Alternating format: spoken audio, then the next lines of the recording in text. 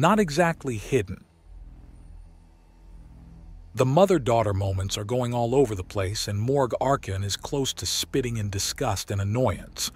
Why is it that people with more money just make bigger fuck-ups? You'd think people with more would have more time to get all their shit in order, but no. Bigger army of people to wipe your ass, and you're just leaving bigger stains. He's not perfect. Far from it. If not for the blessings of the Dark Forest, he'd just be another casualty from the collateral in the unending wars between big and small businesses. A nothing and a no one if not for the woods. But these two were supposed to be people. Big people, capable of big things. Capable of anything but actually talking to each other, it turns out. The younger is going on and on about how the elder doesn't understand, and the elder is going, "I'm sorry, baby," over and over again, and as peaceful and as beautiful as cycles can be in nature. When it's done in a conversation, it's just a pain in the ass. "I'm sorry, baby, I just don't know what I've done so wrong. Haven't I given you everything?" the Duchess asks, and Morg's patience finally snaps. "Everything but something every thinking being needs," he says literally, stepping through the hedge as it parts around him. A choice. If you would listen to her and not just hear what you want to hear, then you'd understand that your daughter is breaking down because she wants to do something in her life, but has never done so before. Because of you. "Sir, this is a private." Duchess Psalm begins to grit out in a furious tone. He's right. He's right. I need to get away, to do something, to be someone, to do anything. Alara Psalm sobs out. "But baby, what could I possibly do to—" Alara Psalm the elder begins to ask, and Morg outright groans into his hands. He then has an idea and quickly runs it past the other sorcerers. Big stunts need some warning so other people can get out of the blast radius.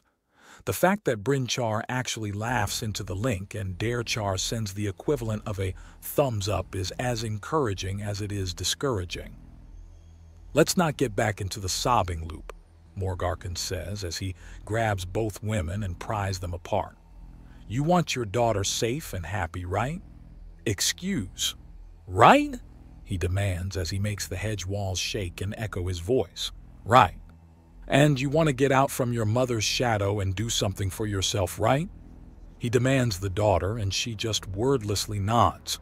"Good. We know what we want. There is an option." "What?" Alara Psalm the elder asks. "I'm leaving Serbo for a time. She can come with me." Morg Arkin states, and Duchess Psalm just stares at him. "To where?" "Off Serbo," Morg Arkin states. "I'll be back eventually, any time from a few weeks to a few years. But I will be back, eventually." "That's completely," the Duchess begins. "Perfect," Alara Psalm the younger says. "What?" "But baby, off Serbo, it's—" the Duchess begins saying. "Perfect. The sooner the better. Let's go." Alara Psalm says, grabbing onto Morg, and he just pauses and looks at her oddly. Then he shrugs, and they're both simply gone in a woodwalk. "Alara! Alara! Where did he? Oh, goddess, she's been—" "Tone down the hysterics. She's fine," Brynchar says, stepping into view with his son behind him. "You! Who? Wait! The Bone Chewer? I have nothing to do with the Arega girls and have made a point of stamping down on any, and I'm not here for any sort of revenge. Calm down," Brynchar orders. "Your daughter is safe, but it's very clear that she is my daughter. You will have your friend bring her back to me now," Duchess Psalm orders. And the ground shakes ever so slightly as the night grows deathly quiet. The Duchess says nothing, and Brynchar simply smiles at her. Then he's gone, and Darechar simply shakes his head before vanishing as well. There's a shivering in the maze as it's quickly abandoned. Main crisis averted, so they're all heading back to what they were doing before. Besides, Koga's still around to explain things if it's needed. As everything winds down, there's flashes of fire from the garden, growing hotter and hotter and brighter, as the Duchess tries to navigate the maze in a hurry, which makes her make numerous mistakes even as she spits up plumes of flame. Oh boy, looks like someone's not taking things well. Koga notes as he finishes off what was left on his plate. A few good fights and a plate of really good food. Not a bad night overall, but the drama is a big counterweight to it all. What happened? Uthtir asks, and Koga sighs. Morg Arkin has decided to help out in his own way, and the birthday girl is now in the dark forest with him. He apparently has plans on getting off planet. That's not going to go well. If you're still here, she may try to pin things on you. Uthtir warns him. It's you that should be worried. I'm able to get the hell out of Dodge at any moment. But I'm your +1, which means I need to defuse this before she gets vengeful. She's not exactly known for being vengeful. Terifus tries to calm him a bit and he shakes his head. She's not known for having her favored firstborn effectively kidnapped either. Koga remarks as he thinks. I can send you both back to Tyr Hall and get you out of whatever kind of repercussion is coming. No, I'm not going to simply cower because someone higher ranking is having a fit. Uthtir states, and Koga turns to Terifus. I answer to the Empress and the Empress alone. I'm not afraid of a Duchess no matter how wealthy she is. Terifus says, crossing her arms, and Koga nods. Fair enough. Let's see if we can't keep the drama from growing any higher. Oh, like this little scandal of a party won't be spoken of for decades. The favored daughter of a high-ranking duchess running away with a sorcerer to get out from under her mother's thumb. You need a hollow novel to get this kind of premium entertainment.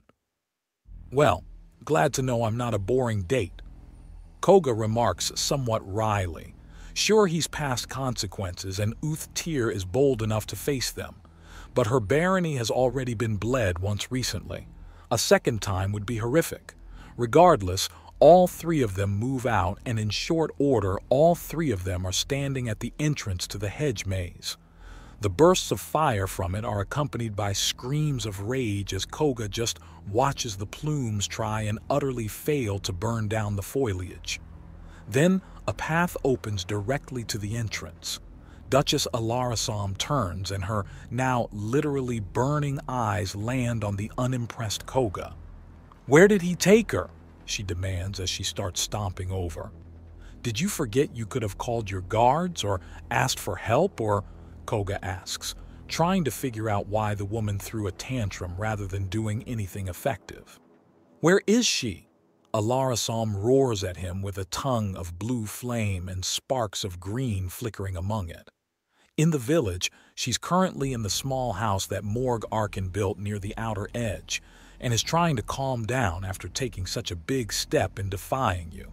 It's the most exciting thing she's ever done, and Koga's cut off by a breath of blue fire turning green right to the face. After Alarasam is out of breath, the vines retreat back into his hair. Is still trying to believe she just did that. I've taught her everything. I've had her trained and brought her all the excitements and joys of the galaxy. How dare you presume to tell me how good of a parent I am? Have you even a single child? Is a heartless beast like you even capable of having a child? Is love just a foreign concept to you? Is there any point to me answering any question at all? He asks plainly, and she lets out a huff of flame through her nose. What? Is there any point to my answering any question? Are you going to listen, or are you going to tantrum like a child? He asks. He knows it's the wrong thing to say, but there's really no right thing to say in this situation, is there? The back of her hand meets his face. That's a no then. I want my daughter back. She doesn't want to come back, Koga answers. This is kidnapping. Bringing her back to a place where she doesn't want to be is kidnapping. She's my daughter. She's a full-grown adult and by all rights should have started a family by now. Why hasn't she? There's no man good enough for her. Isn't that something she's supposed to decide? Koga asks as he can feel partygoers approach. Partygoers with a wobbling, drunken gait. Oh, this will make things more interesting now, won't it? Especially if it's the two drunks he thinks it is. Well, Mom, looks like it's finally happened, Miss Eighth in line says, and Koga raises an eyebrow as she stumbles directly into him. Good catch there, boyo. Boyo? He questions. Aw, shut up. Point is, this was a long time coming. Garcia, you're drunk, Duchess Psalm states. And it doesn't mean she's wrong. Talk to your family for pity's sake, woman, Koga says as he melts to the side and has Garcia Psalm stagger into her own mother. Talk to your children. They have opinions and needs of their own, and just front-loading it all onto one symbolic center is not how you take care of them all. Don't you lecture me on, Duchess Psalm tries to say as her other daughter staggers up. So, Alara went and ran, huh? I figured she'd do that at least a century ago. The other daughter states, I had good prodding on her turning up as a pirate or something. Did anyone bet on her getting tied up with sorcerers? Koga asks curiously. Not a one. Bet's a wash, she says before holding out her hand. Bonnie Psalm. Daiki of the Koga clan, call me Koga. He replies, taking it and offering a firm shake. If this situation wants to go surreal, then he can do surreal. The Koga? She asks. Oh, you know, a ninja clan. Her confused look is either due to drunkenness, and there's no real point not saying things in this surreal as hell shit show of a situation. My family specialized in message running, scouting, spy work, undercover protection, and assassination until the last few generations. My grandfather was the last proper ninja until I started kicking things off again. So you're some kind of alien spy or something? Something. Mix some soldier and sorcerer in that and you've got the idea, Koga says. Oh, cool, a sorcerer. Wait, you're not here to get even with anyone, are you? Banny Psalm. No, but there's been a fair amount of drama, and until the night is over, there's always room to inspire some. Koga answers, and Banny Psalm blinks a few times before holding up a finger and leaning away from the group. She then lets out a huge gout of red fire, and it backwashes onto her, and she visibly shakes herself while in the fire. Okay, what was that and what's going on? I just sobered up. Alara ran away with Morg Archon and your mother's freaking out, and I'm the only sorcerer that's in screaming range. Koga says quickly, and Banny Psalm blinks a few times before her palm covers her face. Oh, mother, Bonnie mutters to herself in a disappointed tone. She was kidnapped after I told you that Alara was having a breakdown and got you to her in order to try and comfort her? Koga asks, and the Duchess glares at him. If the truth offends, then the issue is not with the truth. Alara Psalm just holds the glare before taking a deep breath. He's not wrong, Mom. Garcia Psalm notes and receives a slightly betrayed look. Perhaps I've worn out my welcome. This is clearly a Psalm family issue that should be kept in the family, but also dealt with in the family. Oh please, like we've got any kind of say or mommy here. She's always the one who knows best no matter what it is we know, Garcia Psalm says with a boozy chuckle. Not like we were ever good enough to match up to Alara, the only girl born of my long-lost true love. Whoa. Terifus notes as Alara Psalm takes on an utterly betrayed look. Koga reaches out and quickly grows a vine bracelet around Garcia's wrist. If you need help in a hurry, pull off a leaf, and I'm not going to attack one of my daughters, Duchess Psalm protests. You look angry enough to. Koga replies as he offers his hand to the now sober and clearly thinking quickly, Banny Psalm. She waves him off. No, she's not that type. This is something we've all put off for far too long. We need to call the entire family in. Everyone. Neither I nor any sorcerer will force Alara Psalm the Younger anywhere she doesn't want to be, Koga says. Good. She can use a communicator, but if she needs distance and is finally getting it, then good. Mother, we need to talk. I'm invoking the right of challenge. We will do this diplomatically, but I will name a champion to face any champion you care to name. Koga of the Ninja. Will you champion me? For what? I'm not going to just kill people to force a conversation, Koga demands as his mind whirls. A challenge, a champion, the hell.